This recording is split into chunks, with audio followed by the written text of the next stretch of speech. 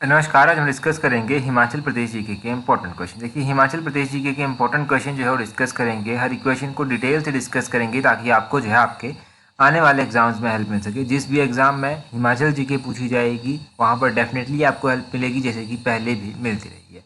अभी देखिए, टेट का रिजल्ट आया था तो बहुत सारे कमेंट्स आए थे ऐसे कि हमारा जो है वो टेट का एग्ज़ाम जो है वो क्वालिफाई हो गया और वीडियोस को देखकर ही हुआ है। तो मैंने एक आधा स्क्रीनशॉट तो शेयर भी किया था, कुछ और भी स्क्रीनशॉट है उनको भी मैं शेयर करूंगा टेलीग्राम पर। परंतु बात सिर्फ और सिर्फ स्क्रीनशॉट की नहीं है, बात ये है कि अगर आप ऑनेस्टली अपना टाइम यहाँ पर इन्वेस्ट करते हैं तो आपको उसके रिजल्ट और उसका रिटर्न भी जो है वो अच्छा देखने को मिलता है। ये है ओवरऑल बात। तो चलिए हम स्टार्ट करते हैं पहले क्वेश्चन से। बोलते हैं where is the fair of sticks celebrated. Hindi में देखिए, हिंदी में बोलते हैं कि छड़ियों का मेला जो है वो कहाँ पर लगता है। अब देखिए, छड़ियों का मेला जो है वो हिमाचल प्रदेश में लगता है। और हिमाचल प्रदेश में ये कहाँ पर लगता है? हिमाचल प्रदेश के नाहन में जो है ये मेला लगता है। ऑप्शन ए जो है वो सही आंसर है। नाहन डिस्ट्रिक्ट सिरमौर में जो है वो पड़ता है, जहाँ पर ये मेला लगता है। पूरी मान्यता मानते हैं इस मेले के अनुसार कि किस तरह से जो है ये मेला होता है। देखो, छड़ियों का मेला जो है वो सावन माह की प्रथम संक्रांति पर जो है वो एक तरह से इसकी प्रक्रिया जो है वो शुरू हो जाती है। क्या होता है, सावन माह की जो पहली संक्रांति होती है इसमें पवित्र छड़ी को जो है वो पूजा के लिए क्या किया जाता है, प्रमुख शहर का जो मंदिर है कालीस्थान, वहाँ पर जो है वो लाया जाता है। और रक्षाबंधन से एक दिन पहले जो है वो पवित्र छड़ी जो है वो पूजा के लिए बड़ा चौक में जो है वो रखी जाती है। और इसके बाद दूसरे दिन जो है वो पवित्र छड़ी को जो है ढोल नगाड़ों के साथ जो है वर्षों से जो परंपरा चली आ रही है उसके अनुसार जो है वो छोटा चौक वहाँ पर जो है वहाँ पर स्थापित कर दिया जाता है। छोटा चौक से ठीक 9 दिन बाद जो है मुख्य छड़ी यात्रा का आयोजन जो है वो होता है। और छड़ी को जो है वो गाजों बाजों के साथ जो है पूरे शहर में जो है वो घुमाया जाता है। और सैकड़ों श्रद्धालु यहाँ पर आते हैं हर वर्ष। इम्पोर्टेंट मेला है, तो ये आपने ध्यान रखना है। अब देखिए, छड़ी मेला का तो आपको पता चल गया कि किस तरह से कहाँ पर क्या पूरी बात है, ये तो आपको पता चल गया। क्या और भी इम्पोर्टेंट फेयर फेस्टिवल ऐसे हैं जो एग्ज़ाम में पूछे जाते हैं आपसे? देखिए, एग्ज़ाम में इम्पोर्टेंट पूछे जाने वाले जो फेयर फेस्टिवल हैं वो कौन कौन से हैं? सिरमौर का एक तो रेणुका मेला आपने ध्यान रखना है कि सिरमौर में रेणुका माता का मेला होता है और ये नवंबर महीने में जो है वो लगता है। इंटरनेशनल लेवल का जो है ये मेला होता है, इम्पोर्टेंट फेयर है। सिरमौर में ही जो है वो त्रिलोकपुर मेला भी जो है वो लगता है। जो त्रिलोकपुर मेला भी जो है वो आप सिरमौर का ध्यान रखें। त्रिलोकपुर मेले के अलावा जो है वो शिमला में कौन कौन से मेले लगते हैं? शिमला में भैंसों का मेला लगता है। भैंसों के अलावा शिमला में शिप्पी मेला, पत्थर का मेला, पत्थर का मेला या पत्थर का खेल आप कहिए, ये जो है लगता है। शिमला में लवी मेला लगता है इंटरनेशनल लेवल का, वो भी आपने ध्यान रखना है। तो शिमला के साथ सिरमौर बाउंड्री शेयर करता है, उसके भी फेयर फेस्टिवल आपने जान लिए। और सोलन के भी जान ही लीजिए। सोलन के कौन कौन से हैं? सोलन में देखिए, एक शूलिनी माता का मेला लगता है, एक शायरी मेला जो है यहाँ पर इम्पोर्टेंट होता है। तो शूलिनी मेला और शायरी मेला ये दोनों आपने ध्यान रखने हैं। सोलन के जो है वो मेले हैं। तो सोलन, सिरमौर, शिमला, इन तीनों डिस्ट्रिक्ट्स को जो है आपने यहाँ से कवर कर लिया, ये आप ध्यान रखें। अगला क्वेश्चन देखते हैं हमारे पास क्या पूछा गया है। नेक्स्ट क्वेश्चन में बोलते हैं हु वॉज भाई हृदय राम। तो बोलते हैं कि भाई हृदय राम जो था वो कौन थे? इनके बारे में फ्रीडम फाइटर थे तो इनके बारे में क्वेश्चन पूछ लिया जाता है। अब देखो, भाई हृदय राम की अगर हम बात करते हैं तो हिमाचल के थे। और हिमाचल के थे परंतु थे कहाँ से? प्रोमिनेंट फ्रीडम फाइटर थे, रिवोल्यूशनरी थे। कौन थे? तो ये प्रोमिनेंट रिवोल्यूशनरी थे, एक मंडी के। ऑप्शन ए जो है वो सही आंसर है। भाई हृदय राम जी के बारे में पूरी तरह से जानते हैं कि किस तरह से जो है वो इनकी पूरी कहानी है, किस तरह से पूरा सिनेरियो चला था। भाई हृदय राम जी का जन्म जो था वो 1885 में हुआ था और इनका जन्म जो था वो मंडी में हुआ था। ये आपने ध्यान रखना है कि मंडी में इनका जन्म जो था वो हुआ था। भाई हृदय राम उसके बाद जो है वो स्वतंत्रता आंदोलन में किस तरह से पहुँचे? तो अपने स्कूल टाइम में जब ये पढ़ते थे तो उस दौरान जो है वो कुछ किताबों और पत्रिकाओं को इन्होंने पढ़ा था जिससे ये प्रभावित हुए थे। उसके बाद इन्होंने क्रांतिकारी जीवन को अपनाने का सोचा क्योंकि उसको और ये आकर्षित हो गए। तो गदर पार्टी और स्वामी कृष्णानंद द्वारा एक प्रकाशित समाचार पत्र था जहाँ से इन्हें प्रेरणा मिली। और क्रांतिकारी जब ये बन गए तो अपने क्रांतिकारियों के बीच में जो था इन्हें भाई जी जो था वो कहा जाता था। तो इस तरह से पहले भाई जी इनका नाम नहीं था, हृदय राम इनका नाम था। फिर जब क्रांतिकारी जीवन में चले गए तो क्रांतिकारियों के द्वारा इन्हें भाई जी जो था वो कहा जाता था। ये आपने ध्यान रखना है। इनका दायित्व क्या रहा था? तो देखो, 1914 को जो था वो वीरपाली धर्मशाला में जो था इन्होंने अपने साथियों के साथ एक बैठक की थी और इसमें बम बनाने का दायित्व जो था वो इन्हें दिया गया था। लाहौर, अमृतसर और मंडी, इन यहाँ पर जो भी गतिविधियाँ हुई उनमें जो था ये सम्मिलित रहे थे। और लाहौर में जो बम षड्यंत्र मामला था उसमें इन्हें जेल भेज दिया गया था। और इनकी पत्नी थी जिनका नाम सरला था, वो उस समय जो था वो 13 वर्ष की हुआ करती थी। और इनको अब इनकी पत्नी की आयु जो था वो 13 वर्ष थी, तो इन्हें मृत्युदंड जो दिया गया था ना उस केस में, तो उसमें इन्होंने दया याचिका जो था वो लगाई थी। दया याचिका के बाद इनका मृत्युदंड जो था वो कारावास में, आजीवन कारावास में जो था वो बदल दिया गया था। और इन्हें अंडमान निकोबार की जेल में जो था वो रखा गया था, जिसे काला पानी की जेल के नाम से भी जाना जाता है।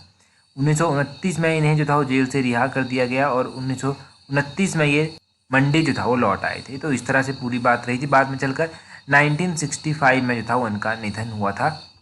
तो ये भाई जी हृदय राम जी का, भाई जी का पूरा जो था वो रहा था इस तरह से। अगला क्वेश्चन देखें क्या बोलते हैं which Sikh general burnt the Buddhist monastery of Spiti. तो बोलते हैं कि किस सिख जर्नल ने स्पीति के बौद्ध मठों को जो था वो जला दिया था। देखो स्पीति को लेकर, स्पीति पर भी जो था वो धीरे धीरे हमें देखने को मिलता है जब हम हिस्ट्री पढ़ते हैं कि सिखों का प्रभाव जो था वो रहा, फिर ब्रिटिशर्स का प्रभाव थोड़ा थोड़ा रहा। दूर दराज का क्षेत्र था तो ज़्यादा नहीं, परंतु कुछ कुछ प्रभाव ये अपना छोड़ देते थे। तो यहाँ पर जोरावर सिंह थे, ऑप्शन ए सही आंसर है। जोरावर सिंह थे जिनका प्रभाव हमें देखने को मिलता है। और इनका प्रभाव जो है वो कहाँ पर देखने को मिलता है, इन्होंने जो था वो क्या किया था, इन्होंने जो था वो स्पीति के जो बौद्ध मठ थे ना, इन मठों को जो था वो इन्होंने जला दिया था। 1839 में जनरल कनिंघम ने जो था वो लाहौर की यात्रा की थी। 1814 में जो था वो लाहौर पर जो था वो सिखों ने अपना कब्जा कर लिया था। सिखों के सेनापति थे जोरावर सिंह। इन्होंने इससे पहले 1834-1835 में लद्दाख, झांसकर और स्पीति पर जो था वो आक्रमण किया था। तो डेफिनेट सी बात है कि इन्होंने जो था वो यहाँ के मंदिर, जो यहाँ के जो बौद्ध मठ थे उनको जो था वो जला दिया था। और उसके बाद हमें देखने को मिलता है कि 1946 में ये जो स्पीति का क्षेत्र है ये अंग्रेज़ों के अधीन जो है वो आ जाता है। यहाँ पर मुख्य रूप से जो मोनेस्ट्रीज गोम्पे आते हैं वो कौन कौन से आते हैं, जिनमें गुरु घंटाल जो है मोनेस्ट्री आती है, ताबो मोनेस्ट्री आती है, धांकर मोनेस्ट्री आती है, शाशूर मोनेस्ट्री आती है, गैमूर मोनेस्ट्री आती है, खारदंग मोनेस्ट्री यहाँ पर आती है, की मोनेस्ट्री यहाँ पर आती है। तो ये मोनेस्ट्रीज भी आपने ध्यान रखनी है। तो मोनेस्ट्रीज यहाँ की हो गई।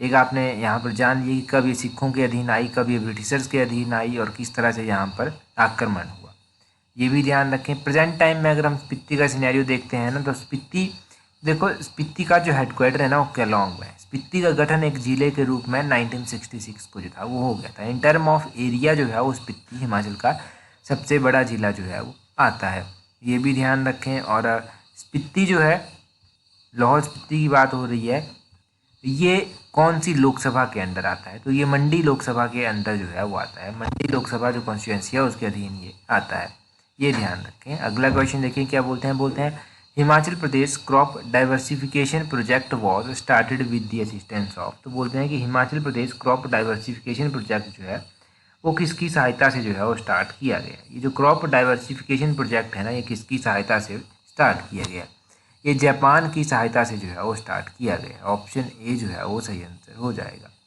अब जापान की सहायता से स्टार्ट किया गया है, इसके बारे में थोड़ा सा हम डिटेल से जान लेते हैं कि किस तरह से किया गया है, क्या पूरी बात है। यहाँ पर देखिए Himachal Pradesh crop diversification project जो है ये जापान इंटरनेशनल कोऑपरेशन एजेंसी, जिसको जाइका कहा गया, जाइका की सहायता से जो है ये चलाया गया और 2011 से जो है वो चलता आ रहा है। इसका एम क्या है, इसका एम है प्रमोट करना क्रॉप डाइवर्सिफिकेशन को। और इसमें जो 5 डिस्ट्रिक्ट रखे गए हैं वो बिलासपुर, हमीरपुर, कांगड़ा, मंडी, ऊना जो है वो रखे गए हैं। इसमें 321 करोड़ की सहायता जो है वो जाइका की ओर से दी गई है, ये बात जो है वो कहता है जाइका। और इसमें देखो और भी बहुत सारी बातें हैं, इंपॉर्टेंट तो आपने जान लिया। पहले तो इसका फेज़ 1 था, अब फेज़ 2 भी जो है उसका चल पड़ा है। तो फेज़ 2 जो है, फेज़ 2 की आउटलेट कितनी है, इसकी आउटलेट है 1100 यानी कि 1010 करोड़, 1010 करोड़ जो है वो इसकी आउटलेट बताई गई है। और फाइनेंशियल ईयर 2021-22 में टोटल 20 करोड़ जो था वो स्पेंड किया गया है इस प्रोजेक्ट के तहत। और जो फाइनेंशियल ईयर 2022-23 है उसको भी जो है वो 20 करोड़ ही जो है वो अलॉट किया गया है। पहले 20 करोड़ स्पेंड कर लिया गया है 2021-22 में, और अगला जो 22-23 है ना उसमें भी 20 करोड़ जो है वो एलोकेट कर दिया गया है। अलॉट कर दिया गया है, ये आपने ध्यान रखना है। तो ये क्रॉप डाइवर्सिफिकेशन प्रोजेक्ट के बारे में हो गया। फेज़ 1 फेज़ 2 भी है इसका। अगला क्वेश्चन देखें, बोलते हैं यहाँ पर on the initiative of which of the following, बोलते हैं the Shimla talks of 1945 were held. तो बोलते हैं कि किसके इनिशिएटिव पर या किसके कहने पर जो था, किसकी पहल पर जो था शिमला वार्ता 1945 को हुई थी। शिमला वार्ता, शिमला कॉन्फ्रेंस जिसको आप कह सकते हैं, ये जो था वो 1945 में हुई थी। और किसके कहने पर हुई थी, तो ये हुई थी जी लॉर्ड वेवल के कहने पर। ये लॉर्ड आपने ज़रूर ध्यान रखना है, यहाँ से आपने 1945 ईयर आपने ध्यान रखना है। शिमला में ये कॉन्फ्रेंस हुई थी, ये आपने ध्यान रखना है। लॉर्ड वेवेल का जो कार्यकाल था वो 1944 में स्टार्ट हो गया था और 1944 से लेकर 47 तक जो था ये रहा था इनका कार्यकाल, ये आपने ध्यान रखना है। और इनके कार्यकाल के दौरान जो था वो CR फार्मूला जो 1944 में आया था वो आया था। वेवेल प्लान शिमला कॉन्फ्रेंस भी इन्हीं के कार्यकाल के दौरान जो था वो आई थी। और इन्हीं के कार्यकाल के दौरान जो था वो कैबिनेट मिशन का प्रपोजल जो था वो एक्सेप्ट किया गया था कांग्रेस के द्वारा, ये भी आपने ध्यान रखना है। और भी बहुत सारी चीज़ें हैं, इंपॉर्टेंट वन आपने जान ली। तो ये लॉर्ड वेवेल के बारे में जो है वो हो गया इम्पोर्टेंट।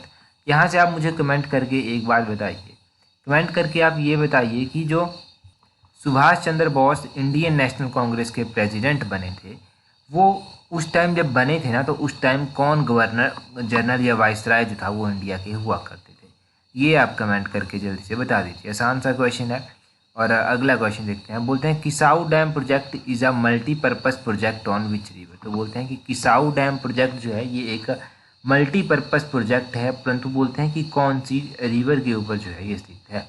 अब देखो, किसाऊ डैम प्रोजेक्ट जो है ये इम्पोर्टेंट प्रोजेक्ट है और ये प्रोजेक्ट जो है ये टॉन्स नदी के ऊपर जो है वो बना हुआ है। टॉन्स ऑप्शन सी जो है वो सही आंसर हो जाएगा। ये किसाऊ मल्टीपर्पज़ जो प्रोजेक्ट है ना, ये टॉन्स रिवर के ऊपर बना हुआ है। और जो उत्तराखंड और हिमाचल का बॉर्डर है उसके अक्रॉस ये बना हुआ है। 660 मेगावाट का ये प्रोजेक्ट है, इसकी कैपेसिटी भी इम्पोर्टेंट है। 660 मेगावाट का जो है ये प्रोजेक्ट है, ये भी आपने ध्यान रखना है। और यहाँ से आप क्या ध्यान रख सकते हैं कि ये इसको जो काम दिया गया है ना इसका, वो किसको दिया गया है, तो वो MS किसान कॉर्पोरेशन को जो है वो दिया गया है, ये ध्यान रखें। और किसाऊ मल्टीपर्पज़ प्रोजेक्ट के अलावा जो कुछ चर्चा परिचर्चा में थी परियोजनाएं, उनको उनकी कैपेसिटी ही हम खास रूप से जानेंगे। जैसे कि इंटीग्रेटेड कशांग प्रोजेक्ट हो गया, 243 जो है वो ये मेगावाट का था। और केशांग और केरांग ये सतलुज की सहायक नदी हैं जिनके ऊपर ये बना हुआ है। साबरा कुड्डू परियोजना होगी, 111 मेगावाट की जो है ये परियोजना है। और सैंज परियोजना हो गई, सैंज परियोजना जो है 100 मेगावाट की परियोजना है, ये ध्यान रखें। शोंगटोंग करछम परियोजना हो गई, ये जो है वो 450 मेगावाट की परियोजना है, ये ध्यान रखना है, ये हमने बहुत बार पढ़ी है शोंगटोंग करछम परियोजना। रेणुका जी प्रोजेक्ट आप बताएंगे कितने मेगावाट का ये प्रोजेक्ट है। और थाना प्लॉम प्रोजेक्ट है 191 मेगावाट का ये प्रोजेक्ट है, ये आपने ध्यान रखना है। एक नखथन परियोजना है, ये भी इम्पोर्टेंट है, ये बहुत इंपॉर्टेंट है। नखथन परियोजना ये कितने मेगावाट की, नखथन परियोजना जो है ये 460 मेगावाट की परियोजना है। कितने, 460 मेगावाट की ये परियोजना है।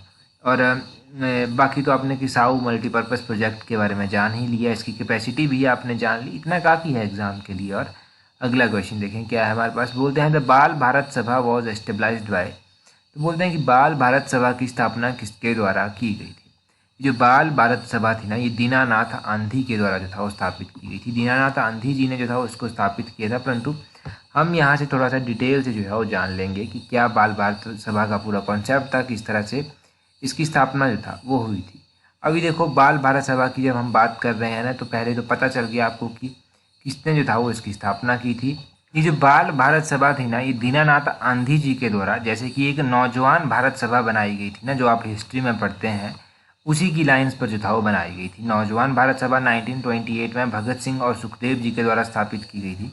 उसी को ध्यान में रखते हुए या फिर उसी की लाइन पर जो था ये बनाई गई थी, ये आपने ध्यान रखना है। और इसमें दीनानाथ थे ना, इनको अरेस्ट जब किया गया था, कोर्ट में जब पेश किया गया था, पुलिस के द्वारा इनका नाम पूछा गया था, तो इन्होंने अपना नाम बताया था आंधी, आंधी सन ऑफ गांधी। इन्होंने इस तरह से अपना नाम बताया था कि आंधी सन ऑफ गांधी, तब ये आंधी जो था वो इनके नाम के साथ लगा था, तो ये दीनानाथ आंधी इनका पूरा नाम इस तरह से पड़ गया।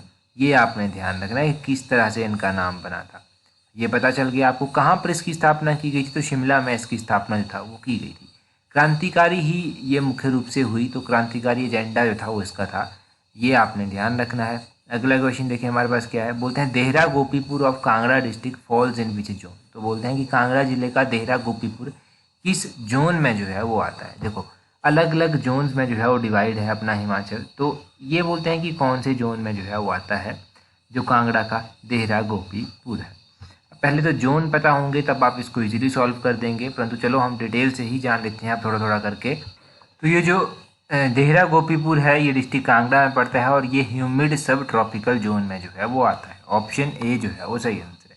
अब ठीक है, ह्यूमिड सब ट्रॉपिकल जोन में आता है। पहले तो जानिए कि ह्यूमिड सब ट्रॉपिकल जोन में कौन कौन से एरिया जो है वो आते हैं। तो बिलासपुर यहाँ पर आता है, चंबा का जो भटियात है वो यहाँ पर आता है, सोलन का जो नालागढ़ है वो यहाँ पर आता है, डिस्ट्रिक्ट कांगड़ा का जो देहरा गोपीपुर है वो इस जोन में जो है वो आता है। ये आपने पहले ध्यान रखना है कि कौन कौन से इसमें आते हैं।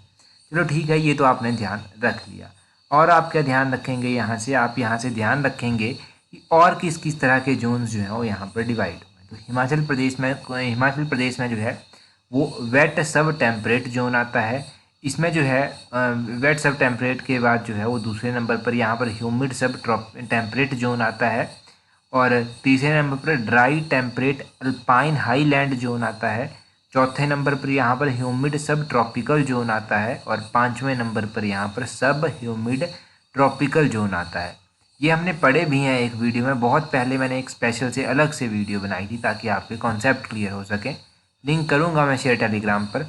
अब देखो बोलते हैं कौन कौन से जोन है। एक दो जोन मैं आपको बता देता हूँ जो एग्ज़ाम में पूछे गए थे। बहुत पहले एग्ज़ाम में पूछा गया था कि पालमपुर किस जोन में आता है, तो ये HS के एग्ज़ाम में पूछा गया था। पालमपुर जो है वो वेट सब टेम्परेट जोन में जो है वो आता है, यहाँ पर पालमपुर आता है, ये आपने ध्यान रखना है। और अगर आपसे पूछ लिया जाए कि सब ह्यूमिड ट्रॉपिकल जोन में कौन सा आता है, तो पोंटा साहिब हो गया आपका, ये सब ह्यूमिड ट्रॉपिकल जोन में आता है। सिरमौर का ये पोंटा एरिया है, ये आपने ध्यान रखना है। अच्छा, जैसे कि पांगी हो गया, किन्नौर हो गया, ये लाहौल हो गया, ये कौन से जोन में आते हैं, तो ये dry temperate alpine highland zone में जो है वो आते हैं, इसमें जो है ये आते हैं। तो ये आप यहाँ से ध्यान रखें। तो ये जोन आपने यहाँ से ज़रूर ध्यान रखने हैं, इनको आप नोट कर लें, ये इंपॉर्टेंट है। अगला क्वेश्चन देखते हैं हमारे पास क्या है। बोलते हैं when Himachal Pradesh was formed in 1948 which was the smallest princely state Thakurai to join it in term of area. तो बोलते हैं कि जब हिमाचल प्रदेश 1948 में बना था, इसका गठन हुआ था, तो उस दौरान इसको ज्वाइन करने वाली सबसे छोटी रियासत या ठकुराई जो था वो कौन थी। तो उस दौरान जो सबसे छोटी रियासत या ठकुराइन इसको ज्वाइन करने वाली थी, यहाँ पर 4 ऑप्शनों को ध्यान से देखें तो कुठार वो सबसे छोटी थी जिसने इसको ज्वाइन किया था। ऑप्शन डी सही आंसर है। अब देखें जी पूरा सिनेरियो यहाँ पर भी समझें। जब 15 अप्रैल 1948 को हिमाचल प्रदेश का गठन होता है, तो उस टाइम यहाँ पर 24 तहसीलें, 2 उप तहसीलें और शिमला हिल स्टेट्स की 26 छोटी बड़ी रियासतों को मिलाकर जो है ये पहले तो महासू जिला का गठन किया जाता है, उसके बाद मंडी और सुकेत रियासत को मिला दिया जाता है और मंडी जिला बना दिया जाता है। चंबा रियासत जो होती है वहाँ से भी जिला बनता है, सिरमौर रियासत से जिला बनता है।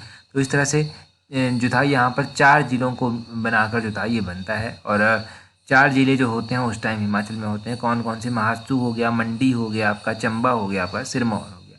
महासू जिला जो था ना, ये कितने जो रियासतें थी उसको जोड़कर बना था, तो 26 रियासतें थी जिसको जोड़कर ये बना था।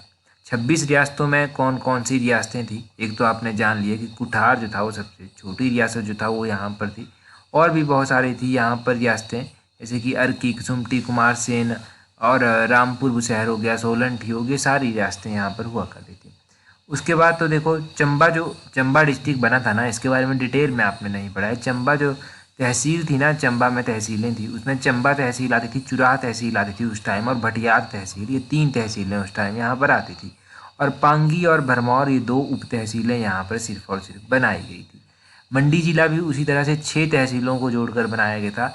मंडी में जो था एक तो मंडी सदर तहसील थी, सुंदरनगर तहसील थी, सरकाघाट तहसील थी, जोगिंद्रनगर तहसील थी, करसोग तहसील थी और छछियोत तहसील थी।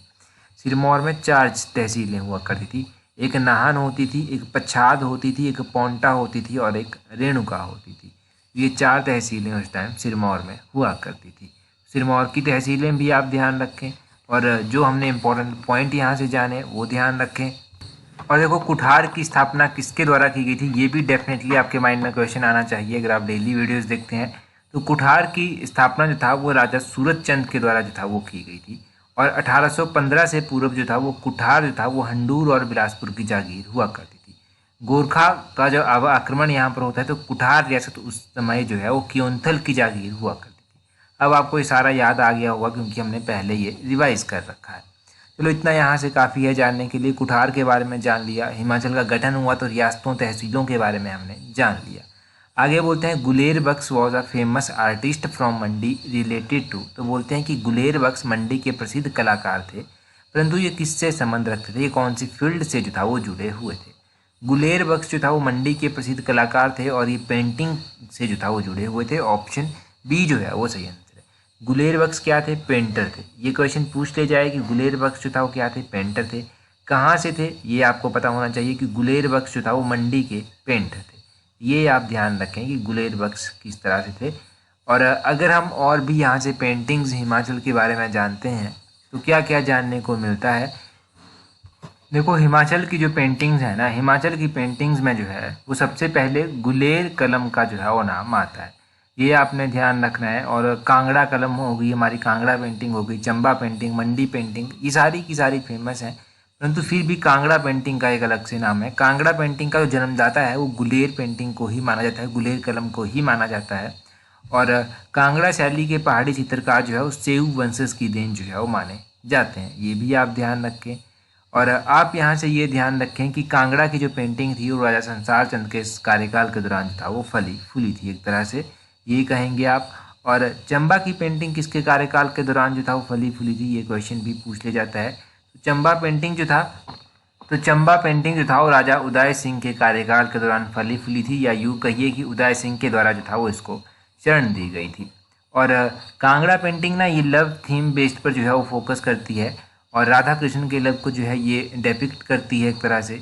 और जिस दौरान लास्ट टाइम G20 की समिट हुई थी तो इंडियन प्राइम मिनिस्टर US गए थे, मैंने आपको बताया है कि कांगड़ा पेंटिंग जो था वो US के प्रेसिडेंट को जो था इनके द्वारा दी गई थी। तो ये आप सारा ध्यान रखें। अच्छा चलो एक आपसे क्वेश्चन पूछते हैं, आपकी अवेयरनेस, जनरल अवेयरनेस चेक करते हैं डेली की।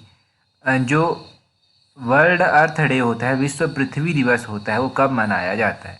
विश्व पृथ्वी दिवस कब मनाया जाता है ये आप अभी कमेंट करके जो है वो जल्दी से बता दीजिए। क्वेश्चन देखें, बोलते हैं हिमाचल प्रदेश दुम वॉज पैरेलल टू। तो बोलते हैं हिमाचल प्रदेश में दुम जो है वो किसके समानांतर है, किसके जो है वो पैरेलल है, ये आप जल्दी से कमेंट करके जो है वो बता दीजिए कि दुम आंदोलन जो था वो हुआ था, ये किसके बराबर था, ये क्यों हुआ था, कहाँ पर हुआ था, कब हुआ था, ये बता दीजिए। लास्ट एडिशन जो थी ना मिशन एलाइट की, उसमें मैंने ये सब आपको डिटेल से बताया था, समझाया था। और जल्दी से आप भी कमेंट करके बता दीजिए। टेलीग्राम पर ज़रूर ज्वाइन कर लेना, वहाँ पर हर एक अपडेट आपको दे दी जाती है। टेलीग्राम पर ज्वाइन करने के लिए अपने टेलीग्राम से @allexam31 करके सर्च करना, टेलीग्राम चैनल भी मिल जाएगा। तो आज की इस वीडियो में इतना ही काफ़ी है। That's all for today. Thank you very much for watching and listening it very patiently.